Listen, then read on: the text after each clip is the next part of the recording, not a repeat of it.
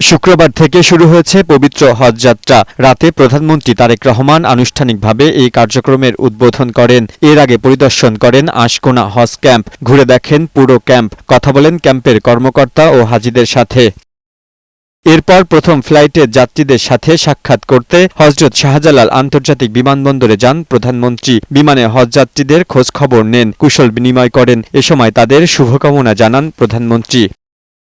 এ সময় তিনি বলেন, চলতি বছর জনপ্রতি হজযাত্রার ব্যয় 12,000 টাকা কমানো হয়েছে। আগামীতে খরচ আরও কমানোর চেষ্টা করবে সরকার। 12,000 টাকা পর্যন্ত টিকিটের যে ভ্যালুটা আছে 12,000 টাকা পর্যন্ত আমরা কমানোর চেষ্টা করছি।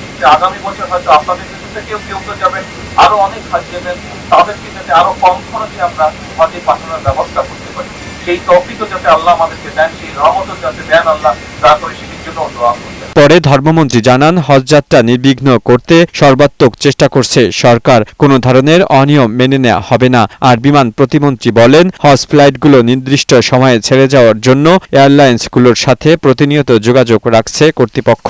মোট ফ্লাইট যাবে 14টি এবং বিমানের যাবে আজকে 6টি এবং বাকিগুলি সৌদি এয়ারলাইন্স যাবে। এবং আপনার সৌদিয়ার 2টা ফ্লাইট আছে, ফ্লাইনাস অ্যান্ড সৌদি এয়ারলাইন্স।